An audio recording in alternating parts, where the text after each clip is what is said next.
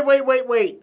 Before you decide to form a partnership with somebody, you need to check out this video, okay? Because I'm going to give you the game plan how to make this the most effective. Check this out. I'm working with a partner, but he's not calling with me. He's very smart, and he's a very good numbers guy, and that's his skill, and he just radiates the energy of an integrator. And me being a visionary, I'm obsessed with sales, I'm obsessed with marketing, and I want to do this for a while. How do I properly compensate, and how do we make this fair? Because I kind of do feel salty. Just, I'm doing all the mule work of the business. How do what's the relationship, James? How do you know each other? Oh, we're friends since we were like 11, 12. It's tough, sticky.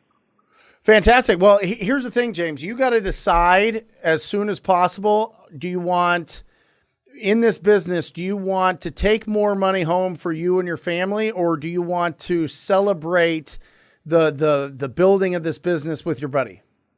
That's what it is. Okay. Because the fact is, you will double your income if you do it yourself. The other thing is, money isn't everything. You know what I mean? Mm-hmm. Like, you can make all the money and feel good, but then all of a sudden you're missing out on like somebody that's an important part of your life. You know what I mean? So if you do, if it is a true partnership, then you're just going to have to figure out if that works for you. Now, a couple different things that I would suggest, because I think that both you guys can grow it. And I think that you can say, listen, once we do 50 deals, once we do 30 deals, once we do 100 deals, let's sit down and have an honest conversation with each other, and just a business conversation. Let's just try our best not to bring in a lot of emotions, and just say, do we want to do this ourselves and build two businesses, or stay together? Okay? Because at that point, he knows the systems, he knows the lead generation, he knows how to get it, but then he can go off and running. So let me just kind of give you my personal experience. I had a phenomenal partner. His name was Dustin.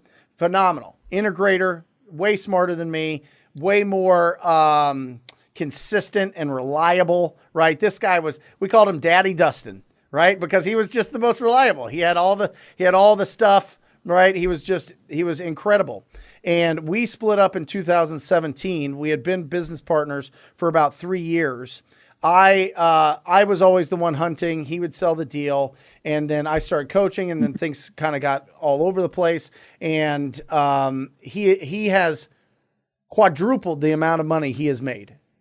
Okay. He has just gone bananas. He is wildly more successful by himself than he was with me. Okay.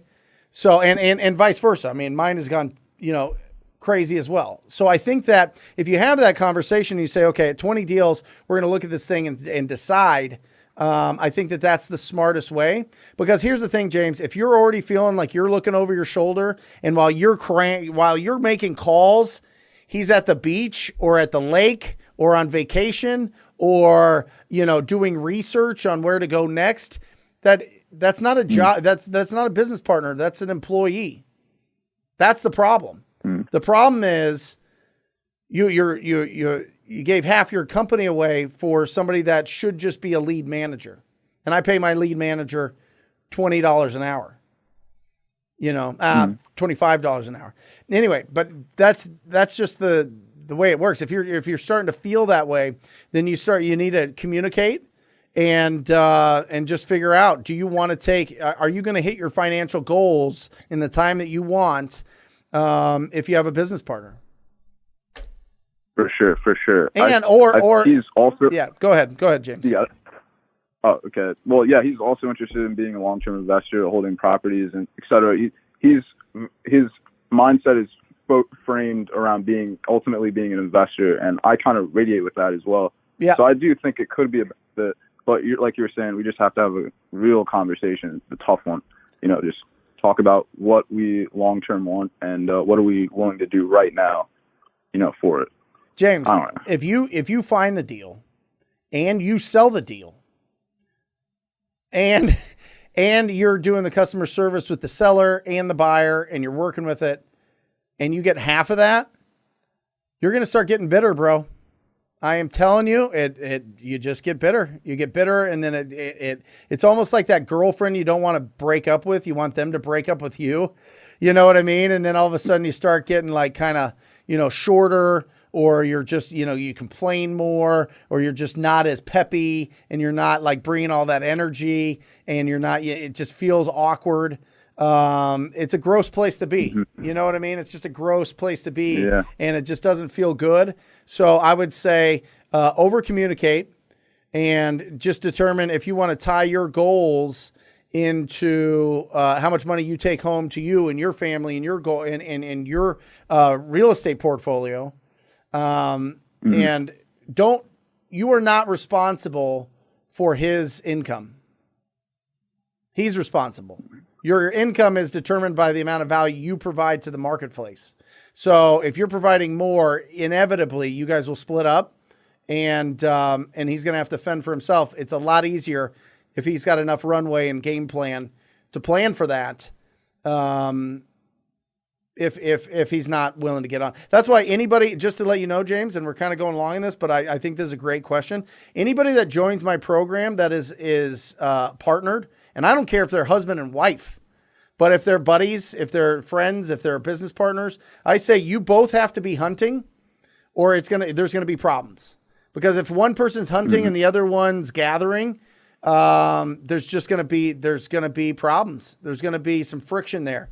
So both of them, both of you should be hunting. Both of you should be calling. Both of you should be finding opportunities and converting those deals. What's that? Thank you.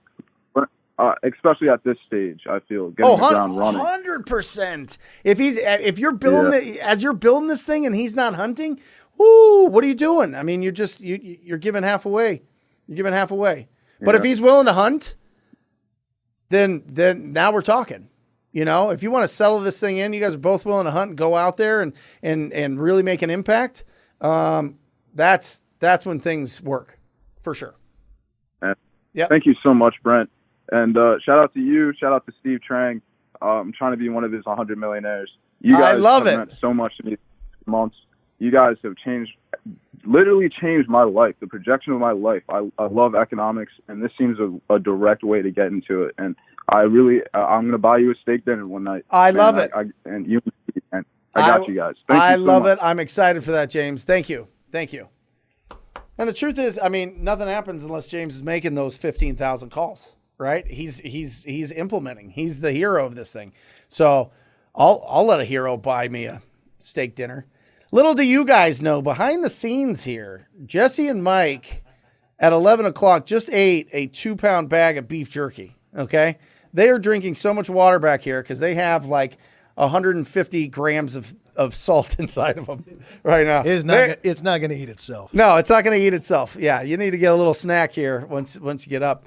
So yeah, there you go. We've got a lot of exciting things. If you like that video, hit that subscribe button. We come out with new videos every single day. And if you want your questions answered, like you and I, one-on-one, make sure that you join us for the live show every single Wednesday. I will see you there.